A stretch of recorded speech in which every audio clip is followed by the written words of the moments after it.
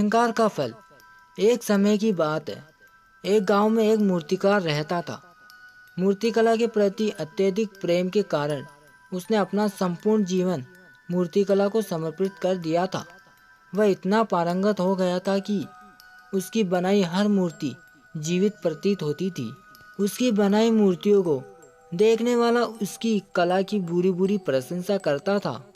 उसकी कला के चर्चे उसके गांव में ही नहीं बल्कि दूर दूर के नगर और गांव में होने लगे थे।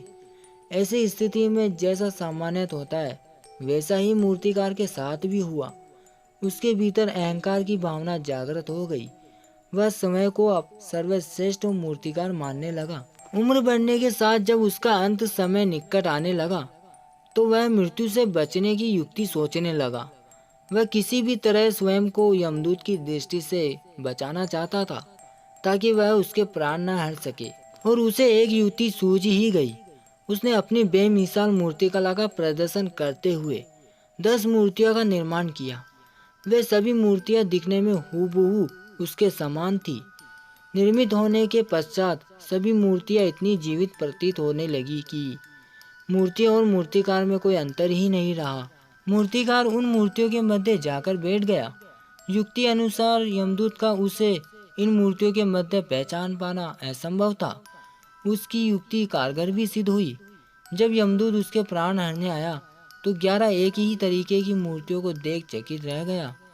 वह उन मूर्तियों में अंतर कर पाने में असमर्थ था, किंतु उसे ज्ञात था कि इन्हीं मूर्तियों के मध्य मूर्तिकार छुपा बैठा है। मूर्तिकार के प्राण हरने के लिए उसकी पहचान आवश्यक थी।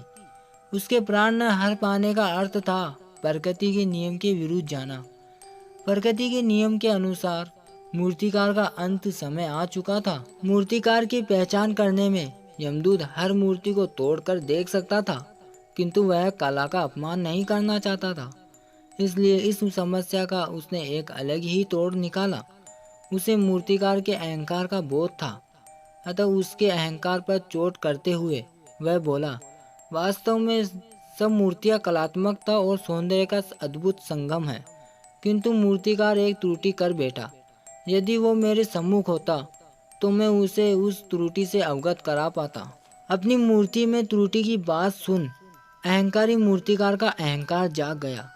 उससे रहा नहीं गया और झट से अपने स्थान से उठ बैठा और यमदूत से बोला, त्रुटि असंभव। मेरी बनाई मूर्तियां सर्वदा त्रुटिहीन होती है। यमदूत की युक्ति काम कर चुकी थी। उसने मूर्तिकार को पकड़ लिया और बोला, बेजान मूर्तियां बोला नहीं करती और तुम बोल पड़े। यही तुम्हारी त्रुटि है कि अपने अहंकार पर तुम्हारा कोई बस नहीं है। यमदूत मूर्तिकार के प्राण हरकर यमलोक वापस चला गया। सीख ये मिलती है कि अहंकार विनाश का कारण है, इसलिए अहंकार को कभी खुद पर हावी ना होने दे। आपसे उम्मीद है कि ये कहानी आपको ज़रूर पसंद आ गई होगी। पसंद आ गई हो तो प्लीज़ वीडियो को लाइक कर दीजिएगा और चैनल को सब्सक्राइब अवश्य करें। धन्यवाद।